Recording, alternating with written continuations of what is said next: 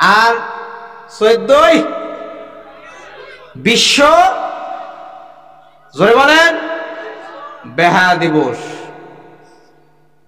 আলা কুল্লুকুম রায়িন ওয়া কুল্লুকুম মাসউলুন রায়াতিস। আসলে সামনে চলে আসলে মনে থাকবে কিনা পরে সূচনা লগ্নে একটু বলে দিই। সকলে দায়িত্বশীল, সকলের দায়িত্বের জন্য তাকে জবাবদিহিতা করা লাগবে। এখন বাবা যারা আছেন, আপনার ছেলে আপনার মেয়ে রাত 12টার পর কার সাথে চ্যাটিং করে, কালকে কার সাথে যায়, তদারকি করার দরকার আছে না নাই? আরো জোরে বলেন। আচ্ছা, আসুন আমরা সে সম্পর্কে আলোচনা শুনবো ইনশাআল্লাহ। সূরা আহজাবের 35 নম্বর আয়াত যে তেলাওয়াত করেছে, এখানে 10টা গুণের কথা বলা হয়েছে। জোরে বলেন, আরো জোরে। 10টা গুণ। এই 10টা গুণ কার কার মধ্যে আছে আমরা একটু কি করে নেব, মেলায় নেব, একটু দেখবো আমি কি ওই গুণটার মধ্যে, আমার মধ্যে ওই গুণটা আছে কিনা জানার দরকার আছে না নাই? এই যে মাদ্রাসা আপনারা করেছেন,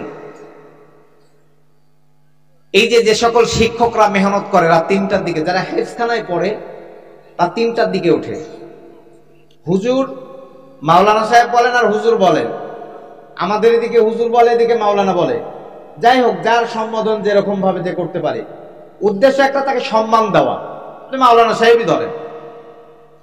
ছাত্ররা 3টার দিকে উঠে, এই গভীর শীতের মধ্যে তাদের জন্য কি পানি গরম করা হয়? কথা বলেন, কথা বলেন। ওযু করে মাদ্রাসায়, বিশেষ করে মাদ্রাসায় রাত্রে যখন উঠে, ওঠার পরে ওই যে বললো তাহাজ্জুদের সালাত আদায় করে হাউ মাউ করে কান্না করে, কি কথা বলেন, কথা বলেন, করে না? ওদের চোখের পানি জমিনে স্পর্শ করার আগে আল্লাহ তাআলা ওদের দোয়া কবুল করে নেয়। তারা যে গজল বলেছেন,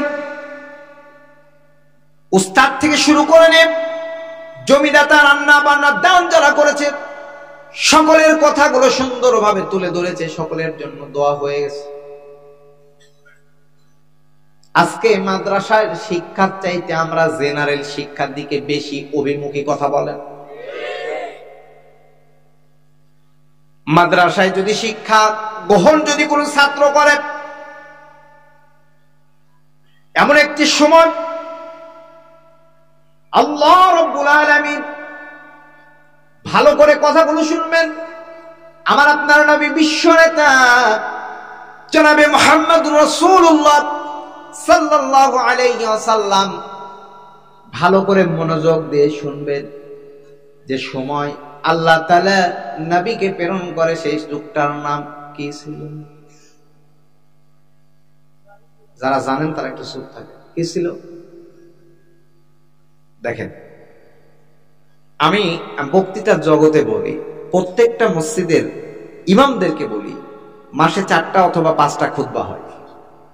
এই খুতবাগুলো কি যেন তেন ভাবে 15-20 মিনিট, আধা ঘন্টা, 40 মিনিট কাটাই দিলে হবে না। এটা ইম্পর্টেন্ট একটা জায়গা। কথা বলেন, ইম্পর্টেন্ট না? খুতবা থেকে সঠিক এসএমএস গুলো জাতির কাছে যাবে, সমাজ পরিবর্তন কিভাবে হবে এই মসজিদের মেম্বার থেকে কথাগুলো যাবে। কথা বলেন। আজকে এমন ওয়াজ করে তালাকের মাসলা 500 টাকার বিনিময়ে জায়েজ হয়ে যায়। বাংলাদেশে হয়, এদিকে হয় নাকি? তালাক দেওয়ার পরে হুজুরকে ডেকে নিয়ে আসি, কিছু হুজুর আছে 500 টাকা, মাওলানা সাহেব আছে 500-1000 টাকার বিনিময় এক করে দেয়, তওবা পড়ায়। আছে না? আছে না? সঠিক এসএমএস গুলো, কারণ জাতির কাছে পৌঁছানোর দায়িত্ব কার? বাল্লিগু আন্নি ওয়ালাউ আয়া। আলেমরা পৌঁছাবে। এটা শুধু আলেম বলে কথা বলে না, যে জানে সেই পৌঁছাবে। এখন কথা হলো, যে যুগটাতে নাজিল আল্লাহ তাআলা আল্লাহ রাসূলকে প্রেরণ করে, সেই যুগটার নাম সকলে বলেন। এখন দেখেন, সকলে জানেন না, হয়তো অনেকেই জানেন না। এখন আপনাকে আমার অন্য ধর্মের হিন্দু ভাইরা যদি বলে যে তোমার রাসূলকে কবে প্রেরণ করা হয়, সেই যুগটার নাম কি, আপনি মুসলিম হয়ে যদি বলতে না পারেন, এর চাইতে লজ্জা আর কিছু হতে পারে? সেই যুগটার নাম ছিল আয়ামে জাহিলিয়াতের যুগ, বর্বরতার যুগ, কুসংস্কারের যুগ। এমন একটি সময় রাসূলকে প্রেরণ করে, রাসূল সাল্লাল্লাহু আলাইহি ওয়াসাল্লাম জন্ম থেকে 17 বছর, জন্ম থেকে 17 বছর মানুষের ঘরের দরজার কিনারে যে বলেছে, মক্কার ঘরে ঘরে যে বলেছে, ও মক্কাবাসীরা, তোমরা জীবন্ত কন্যা সন্তানকে কবরস্থ করো না, সুদ ঘুষ দুর্নীতি অন্যায় জুলুম অত্যাচার জেনা ব্যভিচার এগুলো করো না। একটাও কি পাপের দাগ কি বদ্ধ হয়েছে? বলেন বলেন, বদ্ধ হয়েছে? হয় নাই। দুই, এইভাবে হবে না, কি করতে হবে? হিলফুল ফুজুল শান্তি সংঘ নামের একটি প্রতিষ্ঠান তৈরি করলেন অমুসলিম ভাইরা, তারা আল্লাহ রাসূলকে সভাপতি বানায়া হিলফুল ফুজুল শান্তি সংঘ একটা প্রতিষ্ঠান তৈরি করলেন। করার পরে মক্কার যুবকদেরকে সকলকে নিয়ে দল মত, যেমন আজকে আপনারা ইন্ডিয়াতে বাস করছেন, শান্তি প্রতিষ্ঠার লক্ষ্যে মুসলিম অমুসলিম সকলে মিলেই কিন্তু আপনারা কাজ করছেন। বুঝেন নাই মনে হয়? সেই সময়ে কিন্তু তারা 17 থেকে 40 বছর পর্যন্ত আল্লাহ রাসূল চেষ্টা করলেন, ও মক্কাবাসীরা, অন্যায় করো না, সুদ খেও না, ঘুষ খেও না, দুর্নীতি করো না, অত্যাচার করো না, জীবন্ত কন্যা সন্তানকে কবর দিও না, খাদ্য খাওয়ানোর ভয়ে সন্তানদেরকে হত্যা করো না। একটা পাপের দাগও বদ্ধ হয় নাই। তাহলে বদ্ধ করলে কি করতে হবে? আল্লাহর রাসূল গারে হেরাই, হাজী সাহেব যারা আছেন তারা দেখেছেন, গারে হেরাই ফালিয়াবুদু রাব্ব হাযাল বাইত, হে কাবার মালিক, আমাকে এমন একটি কিতাব, এমন একটি জিনিস দেন যা দিয়ে আল্লাহর কাছে ধর্ণা দিলেন। ফালিয়াবুদু রাব্ব হাযাল বাইত, মানে হে কাবার মালিক, আল্লাহর কাছে বললেন। আল্লাহ তাআলা সুদীর্ঘ 23টি বছর ধরে কোরআনুল কারীম নাজিল করছে, কথা বলেন ঠিক কিনা? কোরআনুল কারীম নাজিল করলেন, নামাজের ফরজ আগে নয়, হজের ফরজ আগে নয়। এ মুসলমান মায়ের সন্তান, এখানকার পশ্চিম মেদিনীপুরের গ্রামের বাসিন্দারা শুনে নেন, জেনে নেন, নিজের দিলকে প্রশ্ন করুন, আপনি হলেন মুসলিম। আল্লাহ তাআলা নামাজের ফরজ আগে দেন নাই, যাকাতের ফরজ আগে দেন নাই, হজের ফরজ দেন নাই।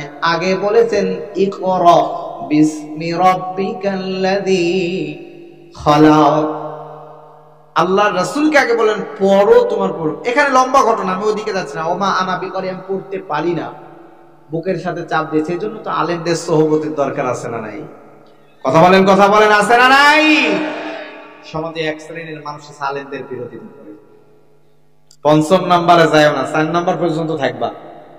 ১, হয় আলেম হও। ২, আলেমের ছাত্র হও। ৩, আলেমের সাথে থাকো বা খাও। ৪, আলেমের সাথে ঘুরো। ৫ম নাম্বারে যাও না, মানে আলেমের বিরোধিতা করো না। সমাজে এই শ্রেণীর মানুষ আছে না নাই? যদি বলেন আছে না নাই? আল্লাহ হেফাজত করুক, সকলে বলেন আমিন। আল্লাহ রাসূল কোরআনুল কারীম নাযিল হলো বিভিন্ন প্রয়োজন অনুসারে। আল্লাহ তাআলা বলেন, কিতাবুন আনজালনাহু ইলাইকা লিতুখরিজান নাসা মিনায-যুলুমাতি ইলান-নূর। ও নবীজি, আমি আপনার উপরে কিতাব নাযিল করলাম, এজন্যই নাযিল করলাম যাতে করে আপনি অন্ধকার যুগের মানুষগুলোকে আলোকিত মানুষ বানাতে পারেন। কথা কন। তাহলে এখানে আল্লাহ বললেন কি, ওগো নবীজি, আমি আপনার উপর কিতাব নাযিল করলাম যাতে খারাপ মানুষগুলোকে ভালো মানুষ বানাতে পারেন। এখন আপনারা যে মাদ্রাসা তৈরি করেছেন, এই মাদ্রাসা থেকে যে সকল ছাত্র, ভালো করে বুঝবেন, দেখেন আল্লাহ রাসূলকে বলছে, ওগো নবীজি, আমি আপনার উপর যে কিতাব দিলাম সেটা দিয়ে অন্ধকার মানে খারাপ যুগের মানুষগুলোকে আলোকিত মানুষ বানান। আল্লাহ তাআলা বললেন, এখন আপনারা এই ভেদুয়াবাসী, আপনারা যে মাদ্রাসা তৈরি করেছেন, এই মাদ্রাসাতে কি শিক্ষা করা হয়? জোরে বলেন, জোরে বলেন। কোরআনের শিক্ষা। এই যে হাফেজরা হাফেজ হয়েছে, এই হাফেজরা আপনাদের জন্য সুপারিশ করবে। আসতে বলেন সুবহানাল্লাহ। কি অবস্থা! তাহলে এই মাদ্রাসা থেকে কোরআন শিক্ষা করবে, যেখানে কোরআনের তেলাওয়াত করা হয়। আফদলুল ইবাদাতি তেলাওয়াতুল কোরআন। নফল ইবাদতের মধ্যে উত্তম ইবাদতের নাম হলো কি? তেলাওয়াত করা।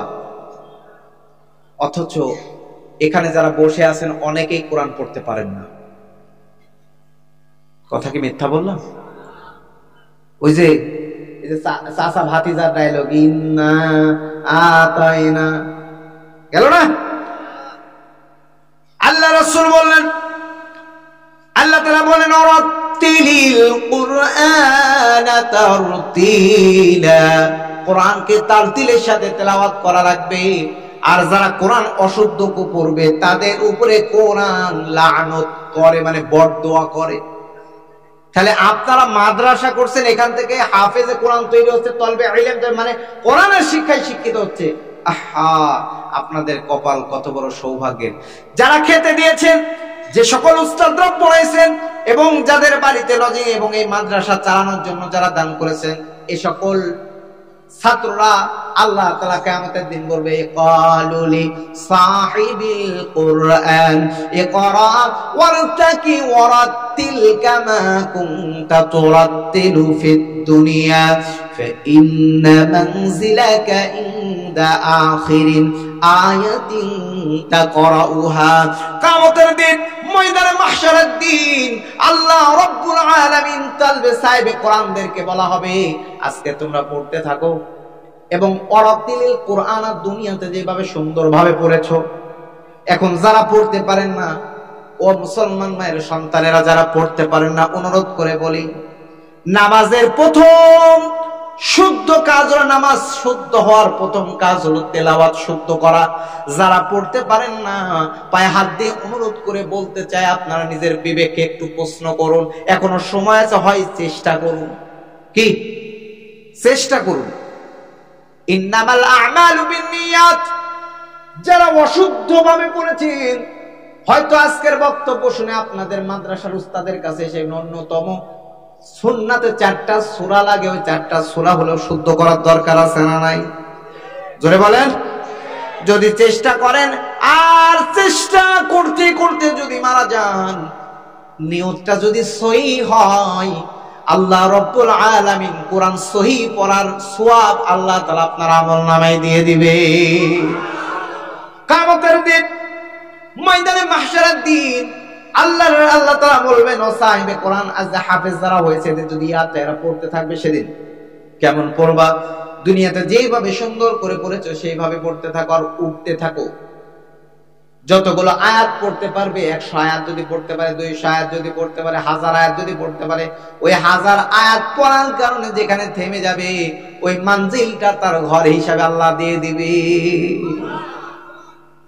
শুধু তাই নয়, আজকে মুসলিম জাতি লজ্জা লাগে মুসলিম পরিচয় দিতে। মুসলমান ঘরে জন্মগ্রহণ করার পরে কোরআন পড়তে পারে না, হাদিস পড়তে পারে না। আর মুসলমান মায়ের সন্তানেরা, কান লাগায়া, দিলের কান দিয়ে আপনার বিবেকের কাছে আমি কথাগুলো রাখবো, আপনার বিবেক দিয়ে কথাগুলো নাড়া দিবেন। হয়তো আজকের মাহফিলটা শেষ মাহফিল হতে পারে। কথা বলেন।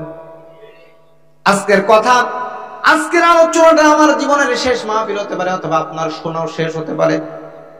আল্লাহ রাসূল সাল্লাল্লাহু আলাইহি ওয়াসাল্লাম বললেন, মান ক্বারাল কোরআন ফাস্তাযহারাহু ফাআহাল্লা হালালাহু ওয়া হাররামা হারামাহু ওয়া আদখালাহু আল্লাহুল জান্নাহ।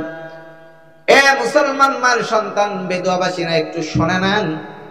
রাসূল সাল্লাল্লাহু আলাইহি ওয়াসাল্লাম বললেন, কোরআনের হাফেজ অথবা কোরআন পড়নেওয়ালা হতে পারে, আলেম হতে পারে, হাফেজ, কোরআনের বর্ণিত বিধানটাকে যারা কোরআনুল কারীমের মধ্যে যা হালাল নাজিল করেছে, আল্লাহ যা বলেছেন তা মানবে, আর যা নিষেধ করেছেন তা বর্জন করে চলবে। আবারও ভালো করে বুঝুন, আল্লাহ যা আপনার আমার জন্য বলেছে এগুলো করো, এগুলো মেনে জীবন পরিচালনা করো, এগুলো যারা করবে, আল্লাহ যা নিষেধ করেছেন তা বর্জন করে চলবে, আল্লাহর রাসূল বললেন, আদখালাহুল্লাহুল জান্নাহ, আল্লাহ তাআলা ওই সকল ব্যক্তিগুলোকে জান্নাত দিয়ে দিবে। শুধু তাই নয়, আজকে যারা মাদ্রাসার পরিচালক থেকে শুরু করে জমিদাতারা যারা রয়েছেন, যারা খাদ্য খায়, যারা খাদ্য দিয়েছেন, যারা দান সাদাকা করেছেন, ওয়াশাফাআহু ফি আশরাতিন মিন আহলি বাইতিহি কুল্লুহুম ক্বাদ ওয়াজাবাত লাহুন নার। এ বেদুয়া গ্রামের